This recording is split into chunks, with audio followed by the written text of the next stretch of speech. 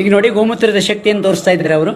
ನಾವು ಕುಡಿಯುವ ಬಿಸ್ಲರಿ ಬಾಟ್ಲಲ್ಲಿ ಬಿಸಿಲೇರಿ ಕುಡಿದ್ರೆ ಆಗುತ್ತೆ ನೋಡಿ. ಇಲ್ಲ, ಏನು ಪವರ್ ಇಲ್ಲ. ಬಿಸಿಲೇರಿ ನೀರಿಲ್ಲ, ನೀರಿಲ್ಲ. ನೆಕ್ಸ್ಟ್ ಅದೇ ಗೋವಿನ ಸಗಣಿಯಲ್ಲಿದೆ ಪವರ್ ಇದೆ.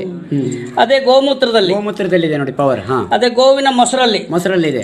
ಗೋವಿನ ಹಾಲಲ್ಲಿ ಇದೆ. ಇಷ್ಟೊಂದು ಅದ್ಭುತ ಶಕ್ತಿ ಇರೋದನ್ನ ಸಿಂಪಲ್ ಬೇರೆ ನೋಡಿ, ನಾವು ಏನು ಮಾಡ್ತಾ ಇಲ್ಲ ನೋಡಿ. ನೀರಲ್ಲಿ ಕೂಡ ಏನಿಲ್ಲ, ಇದು ಹಾಗೆ ತೋರಿಸ್ಬೇಕಾದ್ರೂ ಮಾಡಬಹುದಿತ್ತು. ಇಲ್ಲ, ಅದೇ ನಮ್ಮ ಗೋವಿನ ಹಾಲಲ್ಲಿ, ಗೋವಿನ ಮೊಸರಲ್ಲಿ, ಗೋವಿನ ಮೂತ್ರದಲ್ಲಿ, ಗೋವಿನ ಸಗಣಿಯಲ್ಲಿ ಎಂತ ಅದ್ಭುತ ಒಂದು ಶಕ್ತಿ ಇದೆ ಅನ್ನೋದನ್ನ. ಡೆಂಗ್ಯೂ, ಮಲೇರಿಯಾ ಇವೇನಿದೆ ಕಾಯಿಲೆಗಳು, ಕೊರೋನಾ ಕಾಯಿಲೆಗೂ ಇದು ಕೊರೋನಾ ಕಾಯಿಲೆಗೆ ರಾಮಬಾಣ ಇವತ್ತು.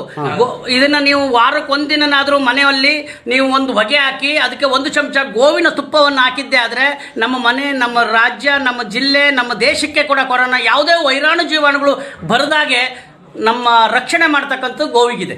ಗೋವಿನ ಕೊಂಬು, ಮಹಾರಾಜ ಸಾಮ್ರಾಟಿನ ಕೊಂಬನ್ನ ನಾವು ಗುರುಗಳ ಸವಿ ನೆನಪಿಗಾಗಿ ಮಾಡಿದ್ದೀವಿ.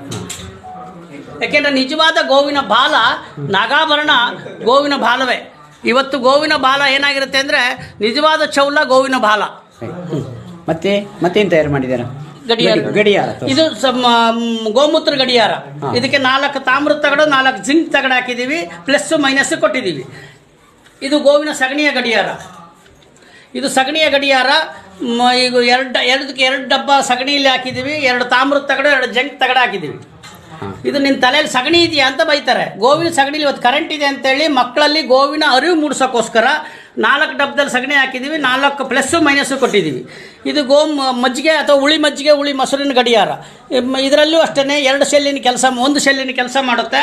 ಮಜ್ಜಿಗೆ ಮತ್ತು ತಾಮ್ರದ ತಗಡು, ಜಿಂಕ್ ತಗಡಲ್ಲಿ ಪ್ಲಸ್ ಮೈನಸ್ ಕೊಟ್ಟಿದ್ದೀವಿ. ನಮ್ಮ ಭಾರತೀಯ ಗೋವಿನ ಕೊಂಬಿನಲ್ಲಿ ಗೊಬ್ಬರ 1 kgಗೆ ಇವತ್ತು 10,000 ರೂಪಾಯಿನಂತೆ ವಿದೇಶದಿಂದ ಮಾರಾಟಕ್ಕೆ ಬರ್ತಾ ಇದ್ದಾರೆ.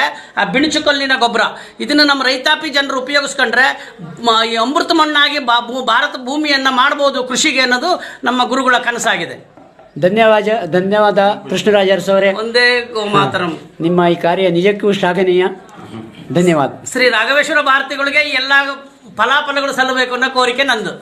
ಹಿಂದೆ ಗೋವಿನ ಪರಿಕರಗಳನ್ನು ಬಳಸ್ತಿದ್ರು. ಅವರ ಒಂದು ಸವಿ ನೆನಪಿಗಾಗಿ ಗೋವು ಮತ್ತು ರೈತ ಅವಿನಾಭಾವ ಸಂಬಂಧಗಳನ್ನು ತೋರಿಸ್ತಕ್ಕಂಥ ಈ ಗೋವಿನ ವಿಶ್ವರೂಪ ಪ್ರದರ್ಶನದಲ್ಲಿ ಗೋವಿನ ವಸ್ತುಗಳೇ ಅಲ್ಲ, ಗೋವಾಧಾರಿತ ಕೃಷಿಯನ್ನು ಹೇಗೆ ಮಾಡಬೇಕು, ಹೇಗೆ ನಮ್ಮ ಭೂಮಿಯನ್ನು ಅಮೃತಮಣ್ಣು ಮಾಡಬೇಕು, ಯಾವ ಆರೋಗ್ಯವನ್ನು ಕಾಪಾಡಬೇಕು, ಹೇಗೆ ಗೋವನ್ನು ಉಳಿಸಬೇಕು, ನಮ್ಮ ಸನಾತನ ಧರ್ಮದ ಏನು ಗೋವಿನ ಉಳಿವೆ, ರೈತನ ಏಳಿಗೆ ಅನ್ನೋದನ್ನ ಇವತ್ತು ಗುರುಗಳು ಆಶೀರ್ವಾದದಿಂದ ಇದೆಲ್ಲ ತೋರಿಸ್ತಾರೆ. ಭಾರತದಲ್ಲಿ ಪ್ರಪ್ರಥಮ ಗೋ ಮ್ಯೂಸಿಯಂ ಇದು.